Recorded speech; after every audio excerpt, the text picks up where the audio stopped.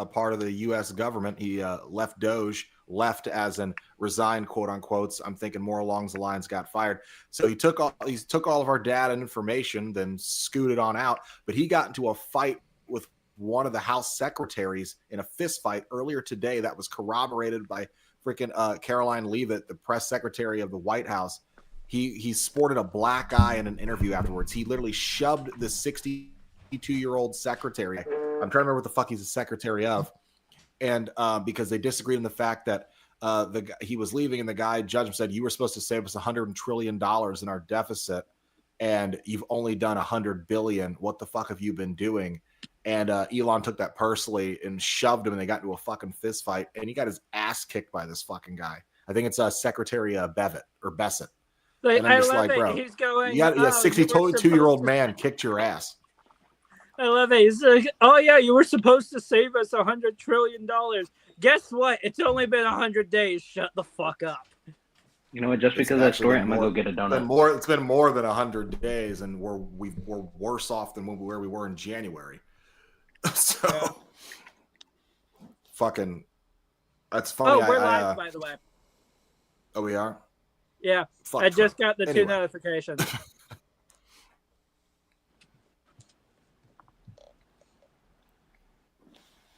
Say, BT, did you know that when you take your friend up to the woods and slather his toenails in honey, that's Chevy. That's Chevy Silverado. Built tough, built strong. I'm back with my donut. What the fuck?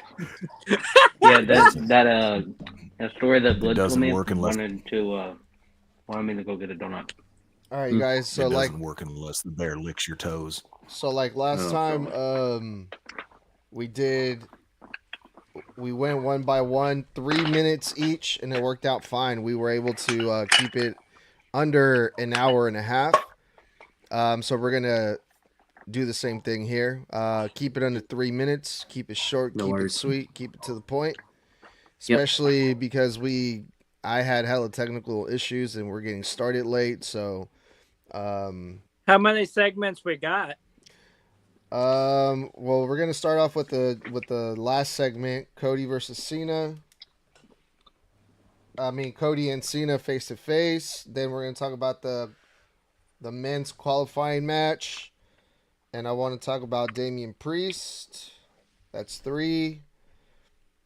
And then we can talk about the women's qualifying match. And if you guys want, we can talk about Bianca Belair. All right. So we got about 4 or 5. All right. Too easy. All right. All right. 3 minutes. And remember, if you need the extra minute, say you need a minute, but don't hedge your bet on it every time. Stick with 3 if you can stick with 3. All right. All right. Let's get started. Mute. Good evening, everybody. Welcome back to Snug Wrestling Podcast. Happy Friday. This is the Smackdown review from May 30th. We got about 8 days left until Money in the Bank. We got one more Monday Night Raw, one more Smackdown left, and we had a couple more qualifying matches. Both the men's and the women's Money in the Bank matches both have 5 spots filled, 1 each. So next week we're going to get the final round of qualifying matches, and we find out who is last to get added to these Money in the Bank matches for next weekend. We also saw John Cena. We saw Cody Rhodes on this episode of Friday Night Smackdown. So we're going to go over that, and we're going to go over all the ups and downs of this episode of Smackdown. And to help me out with that, I got my crew with me, Mr. Bludd, Toxic, Tommy, and BT Knight. What's going on, fellas? Thanks for being here today. Good to Not be much, back, man. Yeet. So let's get started with the final segment of SmackDown, because John Cena and Cody Rhodes were announced to go face-to-face. And we were treated to a couple surprises. We didn't know that Jey Uso was going to be there. If Jey Uso was going to be there, it also meant that we were going to see Logan Paul, and we did. We saw all four of these guys in the same ring. They went at it. They had a little altercation to hype up their tag team match that's scheduled for Money in the Bank. John Cena is going to be teaming up with Logan Paul to face Cody Rhodes and Jey Uso. And we finally got to see them interact with each other before the pay-per-view. And what fucking universe are we living here that we are seeing Logan Paul team up with John Cena? Not only that, but John Cena putting over Logan Paul the way that he did tonight was something I never thought I would ever see. John Cena saying, Cody, you're lazy. Jey Uso, you're lazy. But you know who's not lazy? The hardest working man in professional wrestling, Logan Paul. So I'm like, what the fuck is happening here, you guys? But I really enjoyed this segment. It hyped up the match for Money in the Bank. And what did you guys think about this, Mr. Bludd?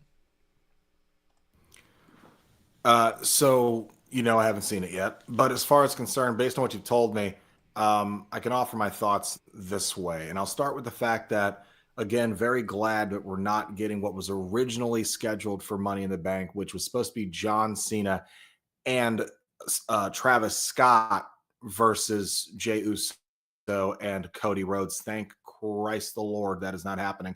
However, we did find out that the backup plan was apparently supposed to be John Cena, Travis Scott, and Logan Paul in a triple threat against Cody Rhodes and the Usos. And apparently reports earlier this week stated that Travis Scott actually has backed out. So maybe he's not liking the online heat that he's getting a lot from the fandom. Who knows? But I can say that as far as concerned with John Cena putting Logan Paul over, if you're trying to get easy heat, you tell everybody in the room that Logan Paul is the hardest working man in professional wrestling, standing across the ring from Cody Rhodes, who is quite literally one of the hardest working men in professional wrestling. And you're talking about John Cena here, who was at one point the hardest working man in professional wrestling. It's kind of just really easy heat. Logan is easy to hate, easy to just get away from me, get off my screen.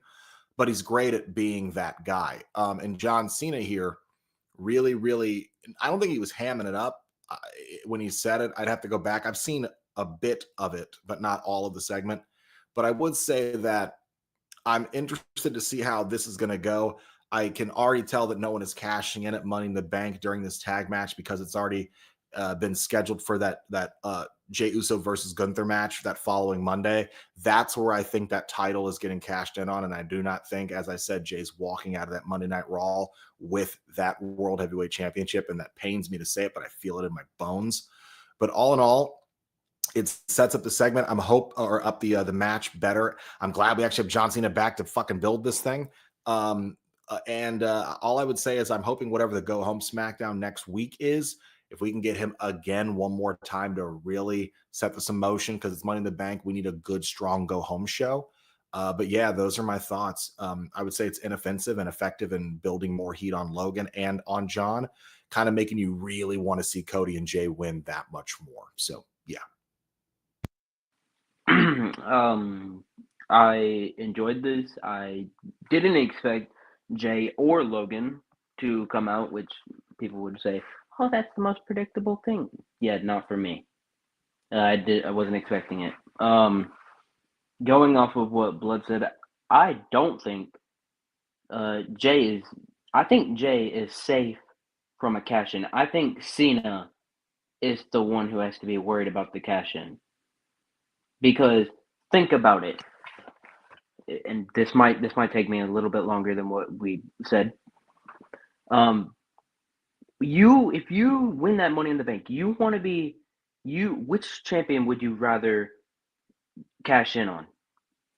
The person who has been working for 15 years to try and just get a world championship, or the 17-time world champion that the last time is now? If you want to save wrestling, you better cash in on that championship.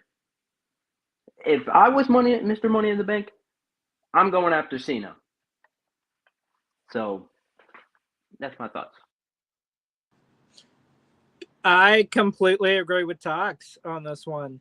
I do believe that Jay is safe. As much as I would love to agree with Bludd here, I think that Jay's walking out on Monday. Which, speaking of that, people are over here saying, oh, yeah, like it's the most predictable thing. Both of these men are on Raw. One of them is the current champion of Raw. Ever since that title was dropped by Roman and the new title was put into place, why the fuck would the champion on Monday Night Raw show up on SmackDown? Why? Except he wouldn't. Now, with this match, we know it's going to be a good match. We know it's also going to be a viral match. How do we know this? Because Logan Paul is involved. Literally every match he's in goes viral. As much as I hate to say it, you have to give this man his flowers. You truly do. He does some of the most insane shit that has not been done for years. Such as him bouncing off the top rope into that backflip like he did. He claimed that had never been done, although it had been done years ago, but has not been attempted since. This match is going to be absolutely insane. It is going to go viral. Whether it will actually be good or not, we will have to wait until next Saturday to find out. I fully agree with Tommy and Toxic. I think Jay is safe from a cash-in. And past week. So, let me make one thing clear. I know I've said ages ago that I didn't want LA Knight winning the briefcase because I want people to miss him. I've said that on record. I have said that on this podcast as well. And I realize that I may be a hypocrite for changing my mind. But when you talk about getting a third chance and a Money in the Bank briefcase, like John Cena said to The Rock in 2013, do you realize how many people don't even get a first chance? Karrion Kross isn't even getting a first chance. Because it was just confirmed that CM Punk is going to be in the qualifying match for Monday Night Raw. And they don't even think about adding Karrion Kross to a qualifying match. He doesn't even get a first chance. LA Knight is getting his third consecutive chance. 3 years in a row. If he doesn't win it, what the fuck else is there for him to do? As far as it goes for the promo, my favorite part of that whole promo was when Cody said, "Are you and Logan going to go backstage and you're going to polish his peacemaker?" Where Jay he dropped that mic and he hit oh my God, that's a violation. I enjoyed that segment overall, but yeah, I think Jay's safe from the cash-in. I hate to break it to everybody, but ain't nobody safe from the cash-in. At Money in the Bank, you're literally gonna have both champions, John Cena and Jey Uso, in that show. Anyone can cash in on anyone. After those matches are set and done, depending on how the card goes, Jey Uso ain't safe, y'all. I hate to say it, but damn it, I forgot the other point that I was gonna make. I guess it wasn't that important. So yeah, moving on here. That was the main event segment of SmackDown. So let's go back to the thing that you conveniently forgot. Was it about Jay particularly? Probably. I don't know. I don't remember. Bianca Belair is back, y'all. Bianca Belair came back in her hometown. She's still rocking the little hand brace thing. She got a nice little pop. And she got interrupted by Naomi. And I don't know. This feud is not really for me. Naomi is getting a lot of boos, which is good. The people are reacting to her. And the people love Bianca. Obviously, it's her hometown. So that's still going on. Naomi, we learned that she's freaking psycho because she said that she went into Bianca's parents' house and who knows what she did while she was in there. She asked for forgiveness, but Bianca said, no, I'm not having this. This led to the women's Money in the Bank qualifying match. And Naomi ended up winning this three-way versus Nia Jackson, Jade Cargill. Of all people, Naomi was the one that's going to Money in the Bank, the one that I at least expected to win this. But yeah, Naomi getting a pretty big push here. Toxic, how are you feeling this feud? And, seeing Naomi being the one to advance to Money in the Bank. Okay, I'm gonna say it, and we're all thinking this. It's been said. I think I've said it multiple times. Multiple people on this podcast have, and on other places. But Naomi as a heel is just ass. I hate it. I hate it. I don't like Naomi Naomi is one of those wrestlers that doesn't look good as a heel, in my opinion, and probably other people's opinion too. But her moving on to Money in the Bank, I didn't see it. I thought it was gonna be Jade. And this feud, hopefully whenever Bianca is fully healed, hopefully we see Naomi versus Bianca. I think that's what this is going to lead into. This whole entire feud until Bianca is better, it's going to lead to Naomi versus Bianca. Oh, Naomi. You're not a good heel. You're nothing but fucking cringy. That's all you are. Especially with the fucking caution tape casually hanging from you. No. You are not a good heel at all. And why the fuck would you do something as stupid as full-blown admitting to not only just going into her parents' house, but fucking breaking in?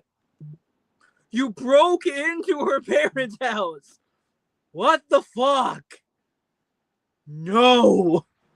Why the fuck would you ever admit that? Especially to Bianca of all people.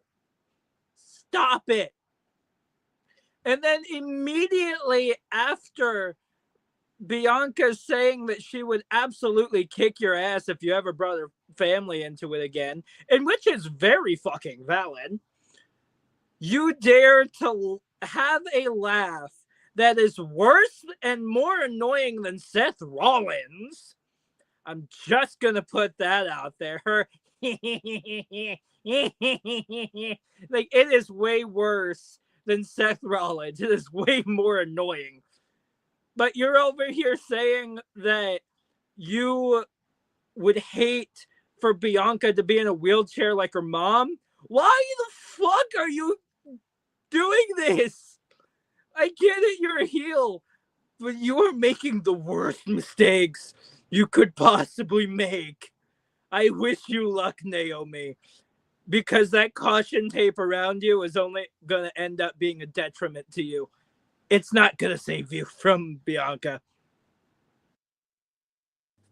I want to capitalize on what Tommy said. The fact that you admitted to breaking into Bianca's house and then immediately went, oh my God, I'm so sorry. I realized I was wrong for my actions. You fucking asshole. Why the fuck would you do that? That is as dumb as a criminal admitting that to the police. And then immediately they're just like, I realize I was wrong for my actions. Please do not sentence me to life in prison. Motherfucker, you've been sentenced to life in prison. Bianca is never gonna forgive you. Okay? And as soon as she says that she would kick your ass, you immediately want her to be in the wheelchair. Naomi, she cannot be taken seriously as a heel. She is a cringe fest and a fucking freak show. Naomi, I don't know how to say this. I really need you to get your sexual urges checked. Because you are a freak show. I mean, just not that long ago, you were freaking all over Jade Cargill on the lead up to WrestleMania. You were a freak. And you were telling us to proceed with caution. Yeah! I don't want an STD! What the fuck? And we're canceled again. Whatever. But as far as the match goes, this was sloppy as fuck. Oh my god. And it wasn't on Naomi's part. It was on Nia Jax's part. Oh my fucking Christ. Sloppy as fuck. The pacing was so bad. I have given Nia Jax her flowers for the 2024 that she has had, but fuck me, this was not it. This was not it. Oh my god, this was bad. But yeah, sad to say, but we're gonna have to cop the fact that Naomi's going to Money in the Bank. Pray to God she doesn't win it, but that's how it is. I like Naomi as a heel. As far as it's concerned, you guys got to understand something. This ain't Naomi on Naomi. This is on the fact that they are trying to tell a story 5 months too late after they shoehorned Bianca into Elimination Chamber and then shoved her onto Raw for 2 straight months. They could have told this story literally as the match for Mania and kept, again, Bianca out of Elimination Chamber, out of the triple threat, just told the story between Rhea and Io of Rhea never being able to beat Io. That should have been the story. We've been over this. This story, this feud would be over already. It would have been over by now because it would have ended at Mania and have been building for the 2 months leading into Mania and then finished at Mania. It would have been over. Then we could be moving on to Bianca versus Jade. But as far as it's concerned, this isn't on Naomi. This is on them start, stop, and starting again this feud. On and off, on and off. And then, by the way, I just checked. The last match Bianca was in was WrestleMania, April 20th. So now that it's been a month and a week and a half later, now you want to bring her back in to continue this fucking story again? She had an injury. Yeah, but that's my point.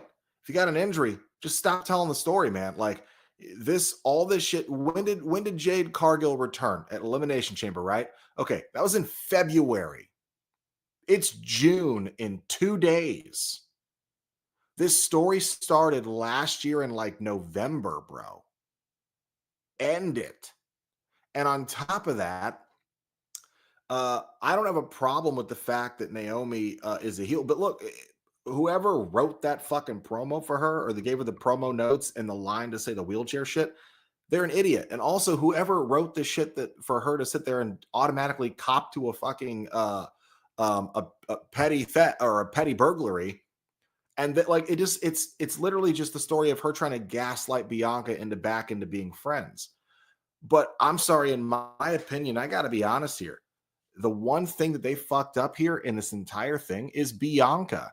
When you had Bianca on Raw, she was getting heel heat. She was getting booed. The crowd's not really into Bianca anymore. So you expect people to feel sympathy for Bianca, but they can't stand her either after the shit she pulled against Io and Rhea for 2 fucking months. Like, the crowd was barely reacting to Bianca because they're like, wait, oh, we thought you were a heel because all the shit they were having you do on Raw like 2.5 months ago. Are you're still a good guy? Oh, okay, well, lightly cheer. But that's the thing. You ruined. This is the thing I was saying. When you threw her into Elimination Chamber, and I said this before, you ruined her character because you booked yourself into a corner and her character paid for it. When you told the story of that triple threat leading into Mania, you utilized Bianca's character and turned her into an obnoxious jerk who felt like I deserve it. I'm the best. I'm this, when she's interfering in Rhea's business and then acts like Rhea's the bad guy for getting mad about it, which is heel shit.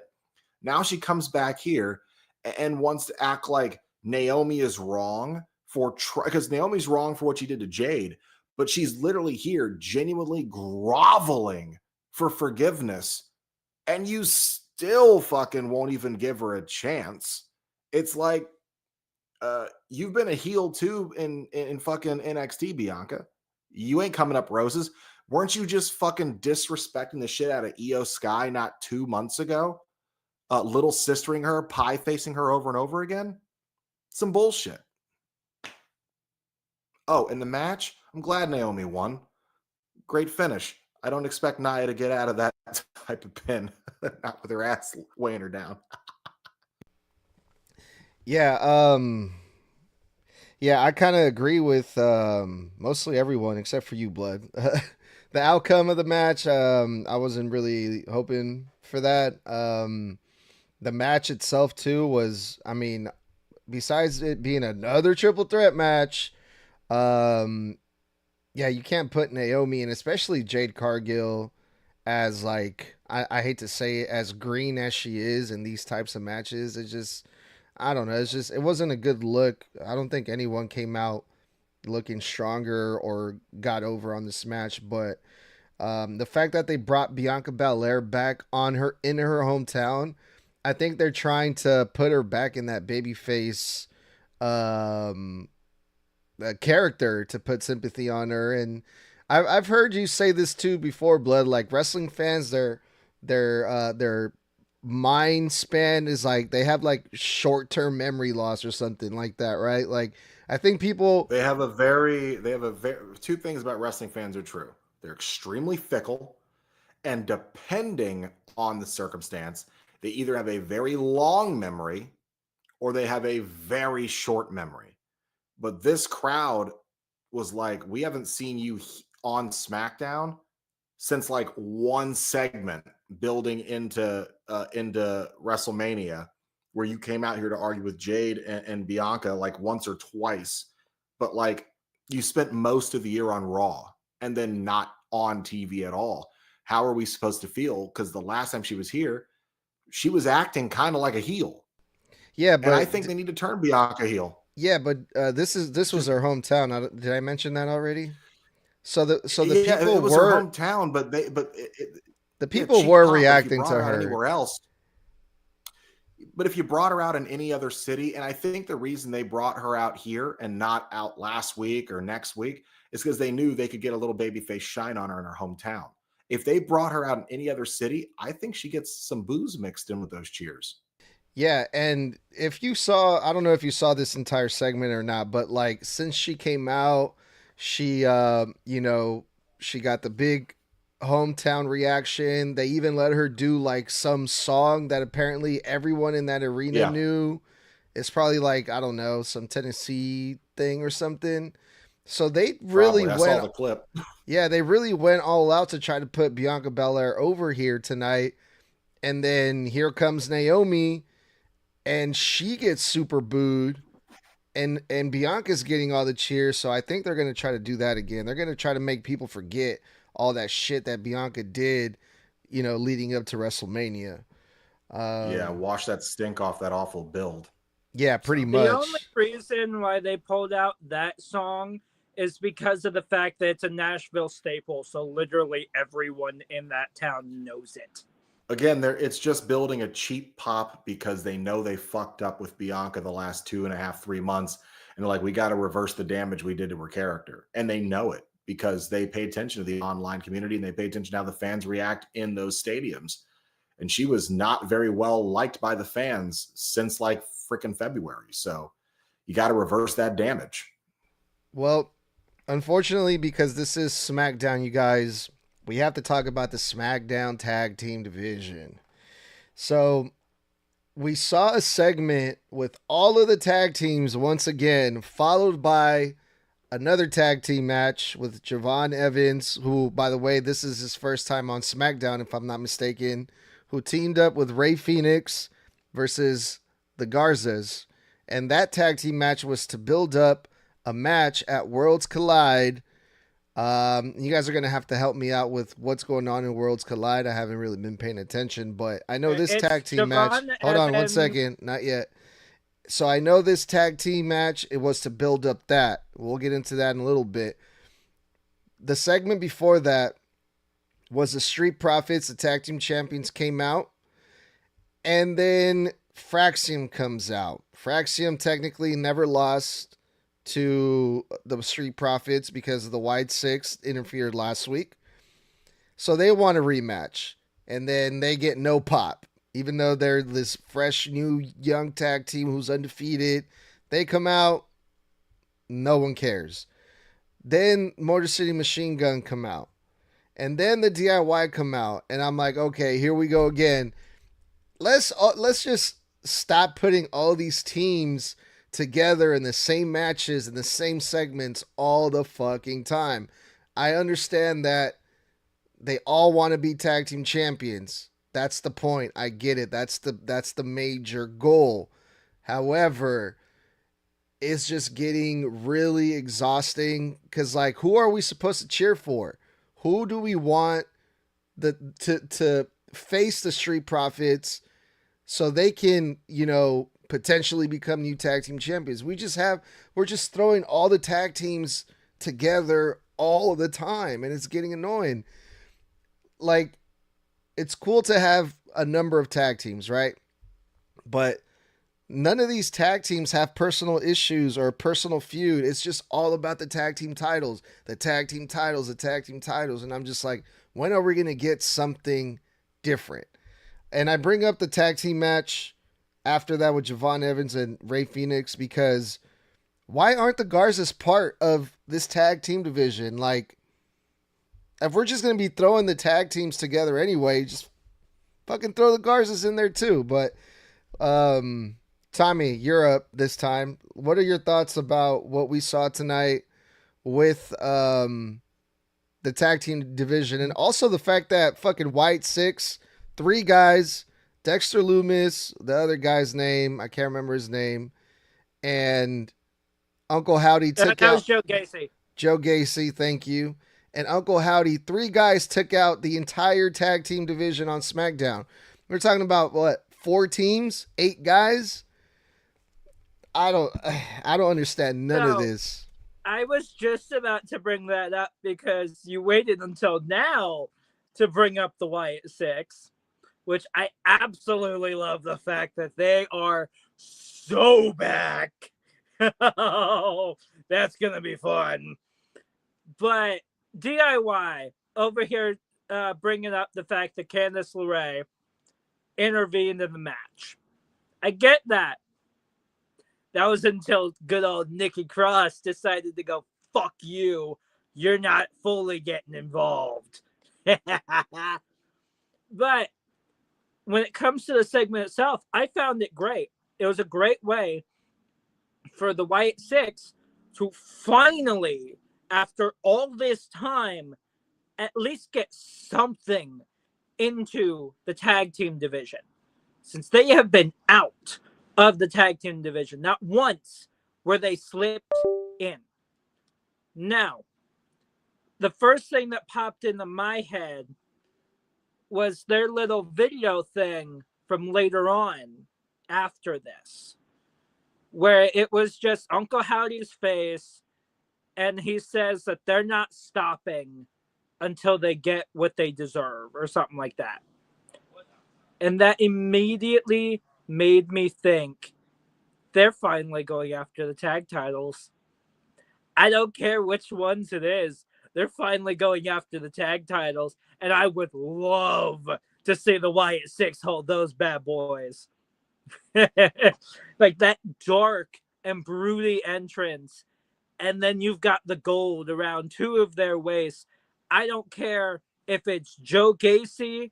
I don't care if it's Dexter Loomis. I don't care who the hell holds the titles. I really don't care, as long as at some point they are on them. And they are going to look gorgeous around their waist, especially with that smoke coming out from under them, like in every entrance of theirs. That would look badass.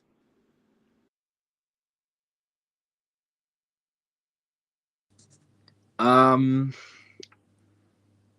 didn't get much of this segment, but I did see the Wyatt Six interfere. I love the Wyatt Six. They're awesome. Yeah, I haven't got that much thoughts on it, honestly. It's good to see the Wyatt Six back. But with what Snug was saying about how pissed off he is seeing the teams like going back and forth continuously, I understand where you're coming from, Snug. And I'm hoping that they can change some of the things in the draft whenever that fucking comes up. And we can at least split some of the teams into Raw so that the Raw's tag team division can have something to do. Because SmackDown's tag team division is lit. It's awesome. But some of that light needs to be shed on Raw's tag team division as well. So yeah, those are my thoughts.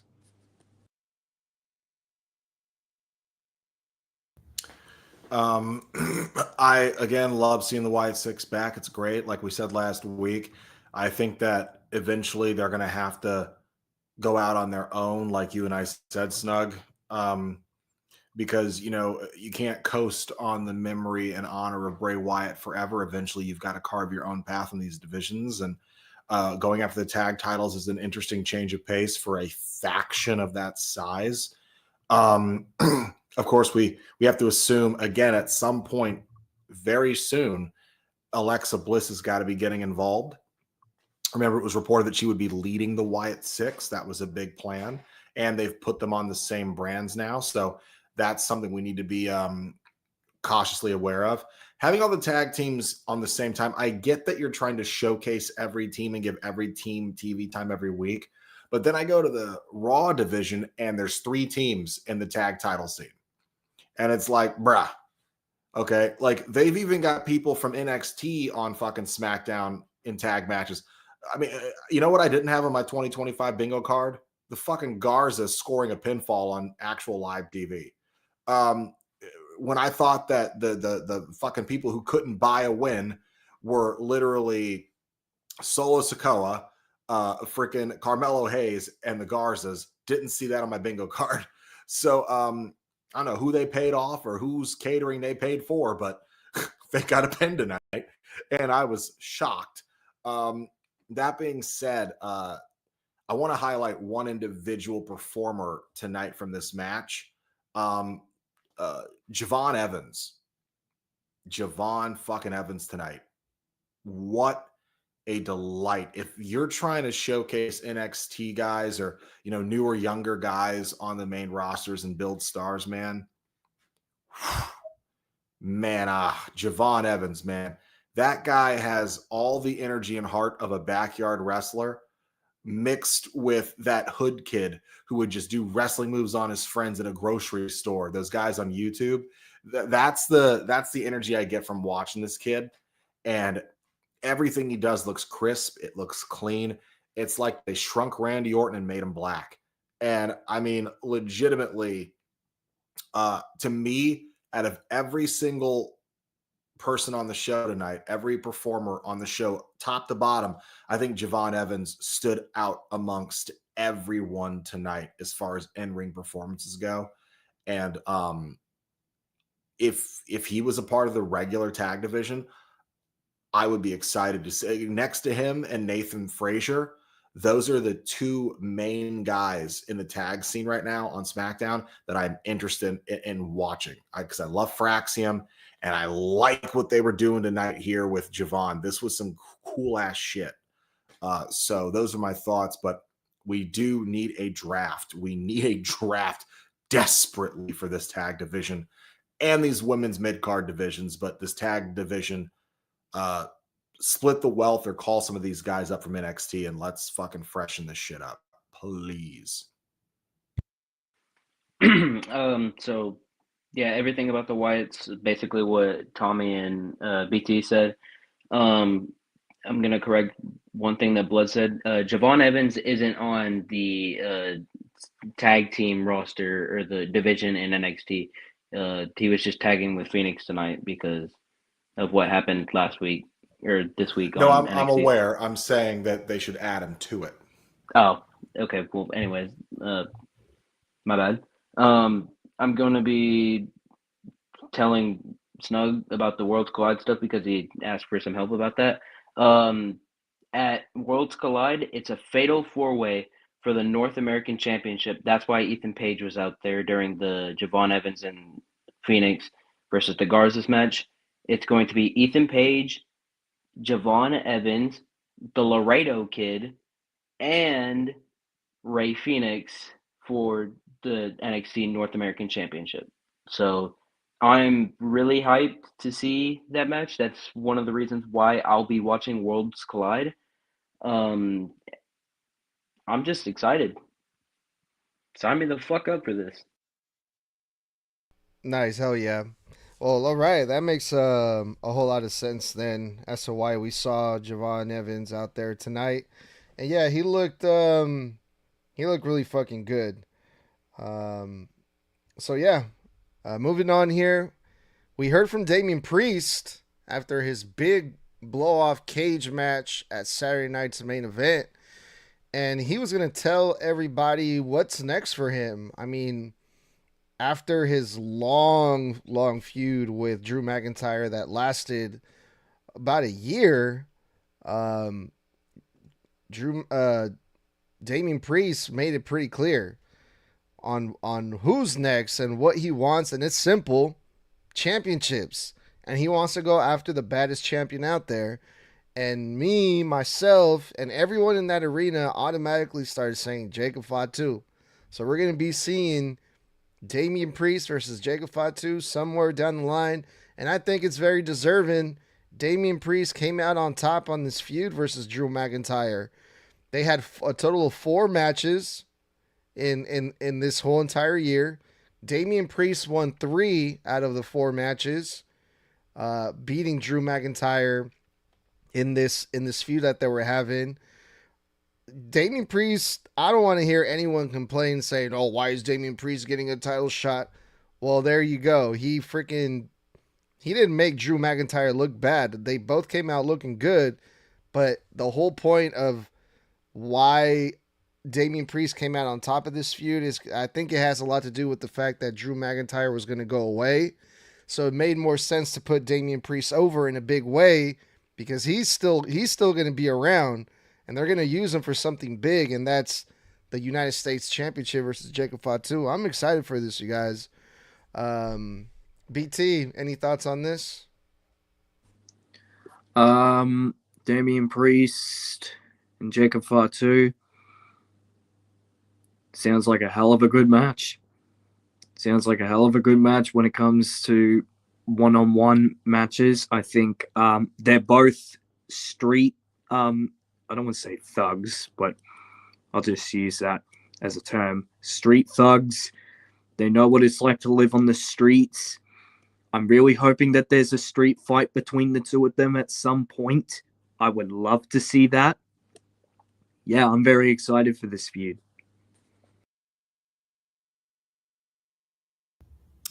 I enjoyed the segment with Damian mainly because I like that he was genuinely putting Drew over, and genuinely putting over Jacob. I thought was great. He's like, and he really exemplified and tried to really kind of emphasize the fact that this was his actual real feelings and just not, character work. And I like that we have the direction. He came out of a great feud with Drew that was on and off for about a year, that started getting built at, I believe it was the Royal Rumble of last year. 2023 War Game. or War Games, then goes all the way to Rumble, then the Cash In at Mania, on and off back last year, really in full effect this year, the Royal Rumble again. And then it just kind of culminated. Like they're using Drew properly. They used Damian properly here. Those guys played off each other well. And I like that the higher ups and Triple H, Nick on, they see the greatness in Damian Priest, and that they didn't just, we gave you the championship once, now we're going to stop booking you normally, we're going to haphazard, you're going to job out, like they do to so many guys. They give that one opportunity to. Checks notes Big E Langston, checks notes Kofi Kingston as champions, and it's just nice to see that they're keeping his momentum up. And I like that they're like, the direction that you're telling us Damian's going in is not just the direction Damian's going in. You're telling us the direction that you plan on booking him in. And that is in future championship opportunities, in matches, in a competitive nature. That makes me see that you find Damian Priest important and as a big deal. And if the company treats him as a big deal, then he's a big deal to the fans. And that's overall just a great thing for him. So I'm excited to see where he goes. I love that they're putting so much spotlight on him so that he can then rub that off onto Jacob, giggity, pause, resume. And then literally they can have a couple of barn burners too, man. We're going into Money in the Bank. We're going to be going into a Saudi show here pretty soon. And we're also going to be hitting SummerSlam here at some point. So you got to wonder, are they saving a face-off for SummerSlam for Jacob versus Damian? But all I know is this is great. I enjoyed it. Great build up for Damian. Love that he put the other guys over. It's good for the boys. This was good. This was what we need. We need to know where Damian is going, and this was effective. So when I thought this was a good segment, start to finish, but I didn't think that Damian was talking about Jacob Fatu, because he started saying like all these good things about the champion that he was talking about. So in my mind, I'm like, okay, who's the champion right now that Damian would say all these good things about? And I'm like, Jay, because they've had a history together, both in a feud and tagging together for like one time, I think. So my mind, like, oh, so he's gonna call out Jay on SmackDown? That's weird. Why wouldn't he just make a surprise appearance on Raw? But then he said Jacob Fatu, and I'm like, oh, that makes sense. So yeah, I kind of felt stupid during that. But like I said, great segment, start to finish. I enjoyed everything about it. Damian putting McIntyre and Fatu over just made this hell of a lot better. I'm super excited for this feud, man. I really am. I do not believe that this is going to be a one-match wonder. It's just not. You have two big boys. I do not think that these two are just going to have a one-match wonder. It's just not going to happen. As much as I hate the amount of street fights that we're getting, since it feels like it's all the fucking time at this point, I will say that this is the one street fight that I want to see. Like, I really, really want to see this street fight. I could imagine it, and it is insane. Like, I fucking love both of these men, and the fact that he is going after the United States title, a title that he has held once before. If he beats Jacob Fatu, two-time United States champion, I could possibly see that in his future. But the thing is, you would have to get through a man who not only is a fucking tank, but he is one powerful tank. He is the type of guy that you do not want to piss off. Because if you do, you're fucked. You are going to unalive if you piss this man off. Plain and simple. But with this feud, hell yeah. Let him go. I'm going to say the same thing I said about good old Rusev and Sheamus on Monday. Let them go. Let them have a long-ass match. Just let them at it. Let them have a fantastic street fight, which I know is inevitable between these two. Let them go. All right. Well, speaking of Jacob Fatu, he was in a Money in the Bank qualifying match that all of you guys swore up and down. You skipped BT. What? You skipped I went BT. first. I Oh, went did you? first. Yes. You have terrible memory, mate. Yes, I I went do. first. Continue. All Again, right. something's got to be checked with your memory, mate. Jesus. In my defense, my brain is busy memorizing other shit. All right. Well, speaking of Jacob Fatu, he was in a Money in the Bank qualifying match that all of you guys swore up and down he was for sure going to win. And I'm just gonna let you guys and apologize for saying that I was wrong. And I'm gonna pull a Mr. Bludd. I called it. Jacob Fatu did not win. I just had a feeling that he wasn't gonna win. I don't know why. It just didn't make sense to me because of everything that was going down with Solo Sikoa, him being in the Money in the Bank. It just Jacob Fatu's United States champion. I don't know. I wasn't feeling it. But what I didn't know was that Andrade was he was the one that advanced in this three-way. It was Andrade versus Jacob Fatu versus Carmelo Hayes. I was kind of hoping for Carmelo Hayes to win this one, oddly enough, because I'm kind of interested in the story that he's kind of building with the Miz here, and the Miz giving up his opportunity to give it to Carmelo Hayes because he's the next up and comer, and I wanted to see Carmelo Hayes get in that match, but Andrade, he's no stranger to these Money in the Bank ladder matches. He's been in these ladder matches before. So in that sense, it makes sense for Andrade being the one to advance and go on to Money in the Bank. But yeah, it was all thanks to Solo Sikoa that Jacob Fatu didn't win it. Jacob Fatu had the match won pretty much. Solo Sikoa jumped on the apron. He was trying to help.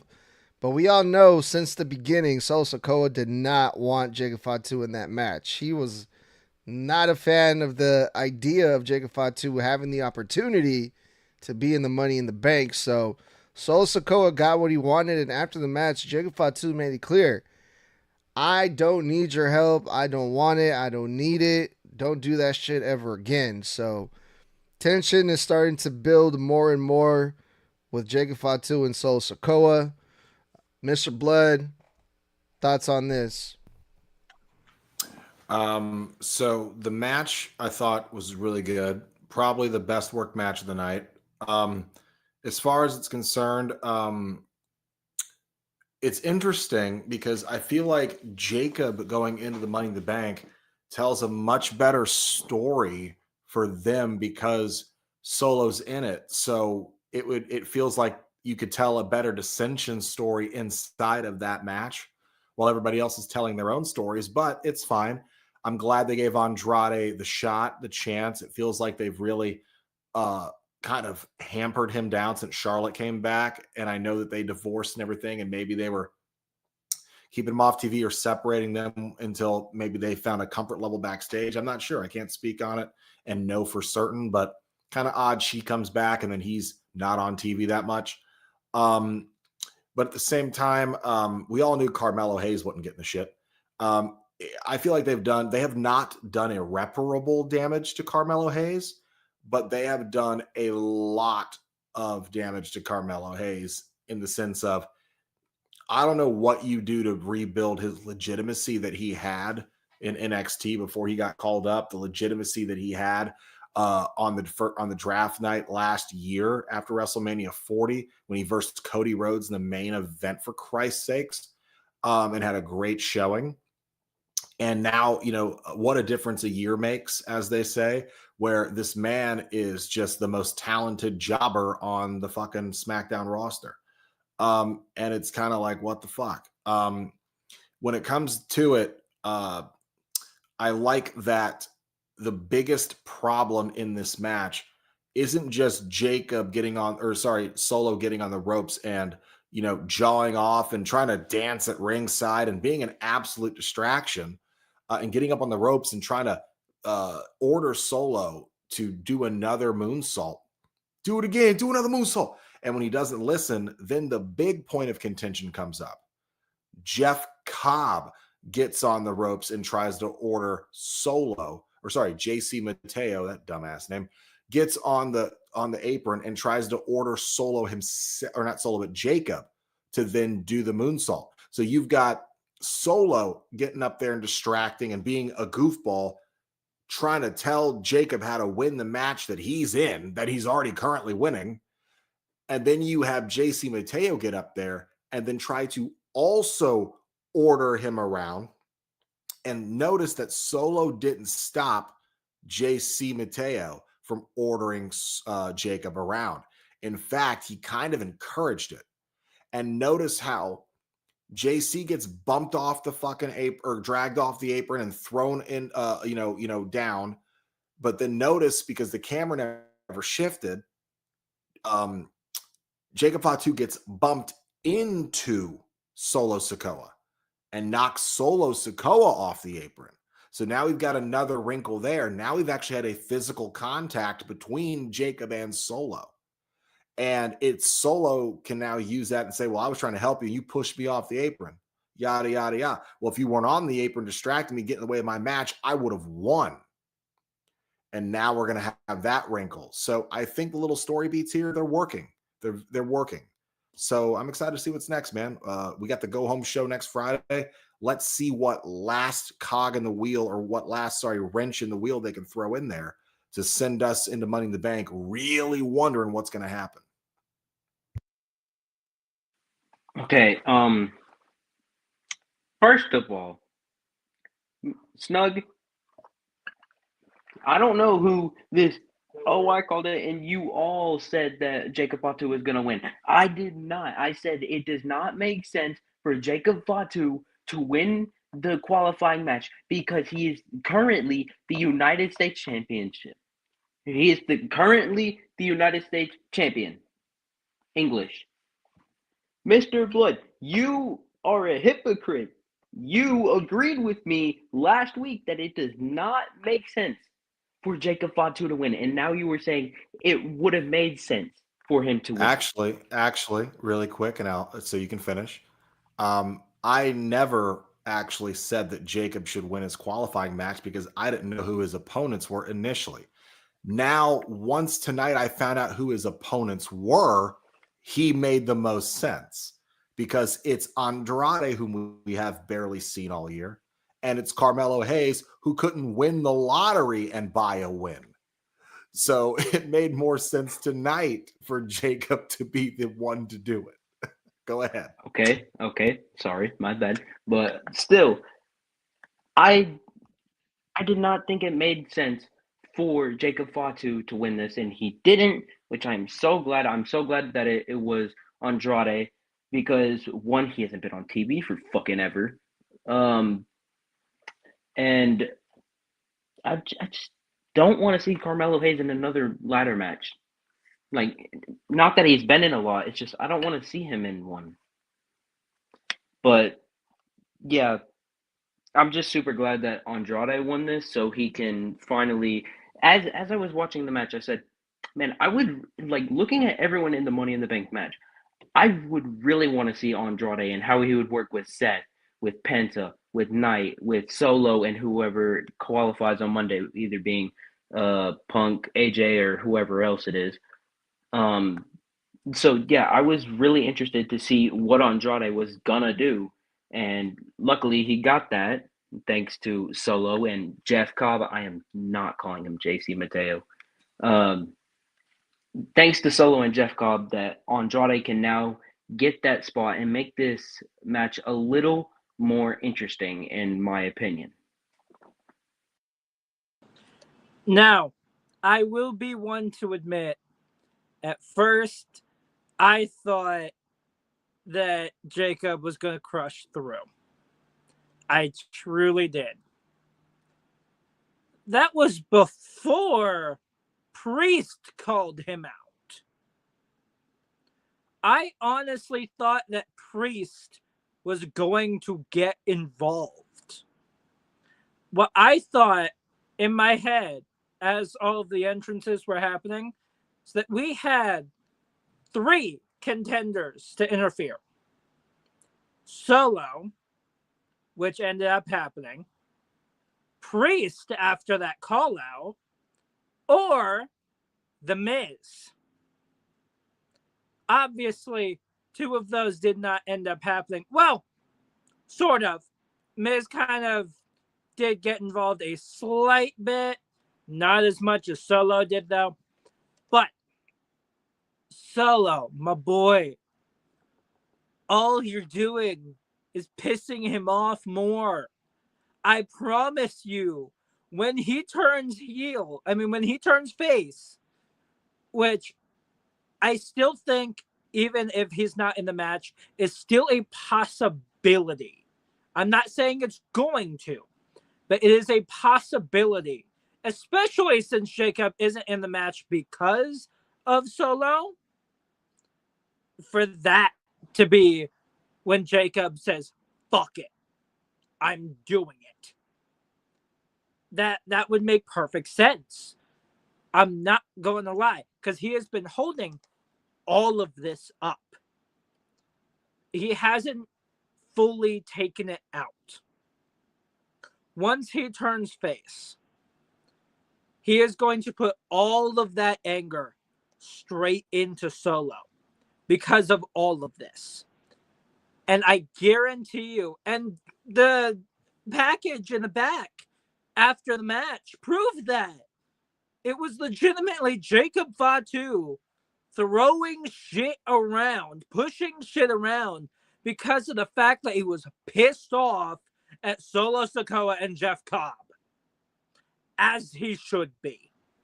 But my guess, if I were to put it at any point this year, it would be Money in the Bank. That is my guess for the face turn.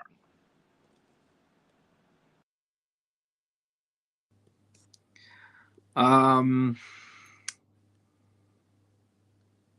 don't know what to say. I don't. I wanted Jacob Fatu to win because it made sense to the Bloodline story that they are telling. And it's also because LA Knight is involved, and it could subsequently break the Bloodline vortex that LA Knight has been a part of subsequently. But Andrade for the win. I was not expecting that. I honestly wanted Carmelo Hayes to win it. I'm not going to front you. I wanted Carmelo Hayes to win it. Anybody but Andrade. Not after the shit that he's done to Charlotte Flair. No. I'm still at a soft spot for that.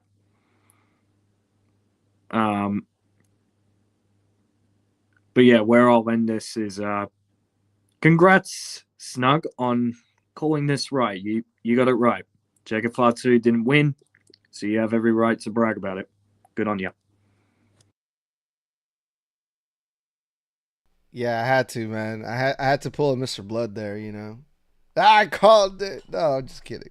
No, Well, yeah. So far for the men's Money in the Bank, we have Seth Rollins, Penta, Solo Sikoa, LA Knight, and Andrade, and we have one more spot open that's gonna get filled next week, I'm sure. And for the women's side, we have Rhea Ripley, Alexa Bliss, Roxanne, Julia, and Naomi. So those are the men's and the women's Money in the Bank so far. So next week should be fun, you guys. We're probably gonna at some point do some Money in the Bank predictions next week as well. So be on the lookout for that. But for now, that was a SmackDown review. Good night, everybody. We're gonna get up out of here, and we will see you next time. Let's get the fuck out of here. No yeet. Bye. 4 letters, 1 word. One word.